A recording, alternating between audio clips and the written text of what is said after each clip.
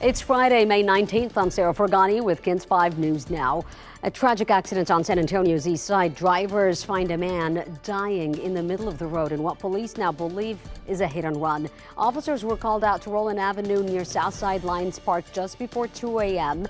Someone spotted the man lying in the road near a bicycle and called 911. EMS tried saving him, but he died instantly. Police are still looking for possible suspects. And take a look at this scene near the medical center. A woman is lucky to walk away after her car rolled over on Loop 410. Police say she lost control, flipped her vehicle, and then hit another car. Amazingly, she's okay and was taken to the hospital only as a precaution. The search continues now for the person who shot 4 people and killed one of them outside Pravat Social Club. Well, that nightclub is apparently no stranger to violence. This latest fight happened Thursday, but back in April, a woman was slammed to the ground during a massive fight in the parking lot. TABC is now telling KENS 5 they've given the club 3 written warnings for other issues, and the club is under investigation for the shooting and the body slamming incident. A full investigation could take weeks, even months. A teacher at Northside ISD is accused of making a racist remark in the classroom. That incident happened Tuesday at Hobby Middle School after 2 students chose not to stand for the Pledge of Allegiance. Family members contacted KENS 5 saying the teacher told students to, quote, go back to Africa. The father of one of those students wishes to stay anonymous, but told us his daughter sent him a text when it happened.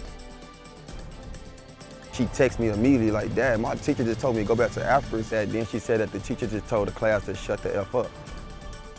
Well, the father says no school should tolerate this type of language. The family is now calling for the teacher to be terminated. KENS 5 contacted Northside ISD and they confirmed the teacher is now on leave pending an investigation. Better check your bank statements. That's the latest warning from San Antonio police after a postal worker was arrested for mail theft. Jessica Rubio is accused of stealing an elderly woman's bank cards and using them to make fraudulent purchases. Detectives began investigating last month after the woman noticed suspicious activity on her account. They did not release the postal worker's route, so police are now telling everyone living in the medical center area to check for suspicious charges because there could be more victims. In a statement, USPS said in part, quote, this type of alleged behavior is not tolerated. The overwhelming majority of Postal Service employees are honest and hardworking. A judge is considering whether to reduce bond for the man accused in a vicious family violence attack last month. 50-year-old Stephen Michael Clare's bond is currently set at $4 million. His charges include capital murder of a child. Clare is accused of stabbing and killing his infant daughter at a home in the 500 block of Robin Hood Place back in April. The child's mom and sister were also hurt in that attack. The district attorney's office opposed a bond reduction on Thursday, asked the judge to hold Clare without bond.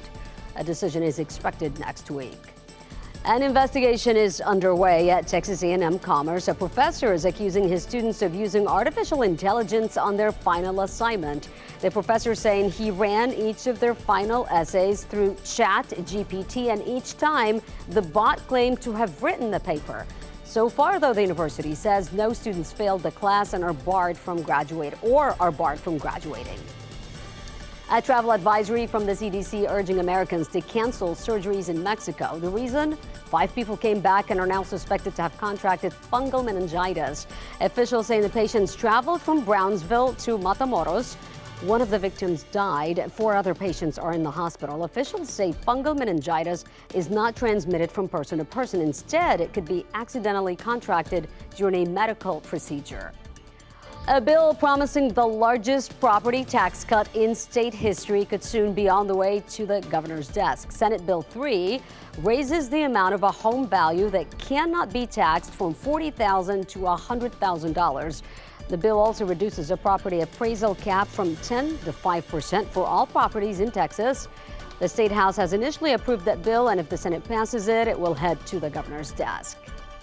For today's forecast, checking in with meteorologist Paul Miralles. All right, let's take a look out there, Sarah. We've got cloudy skies this morning, a little patchy fog out there this morning. Then later on, I think it'll be mostly sunny. Very warm day today, high at around 91. And then from, let's say, San Antonio to Uvalde and then northward from there is a chance for some severe storms overnight. About a 50% chance by the time we get to midnight. And that is KENS 5 News Now. Thanks so much for joining me. I'm Sarah Fragani.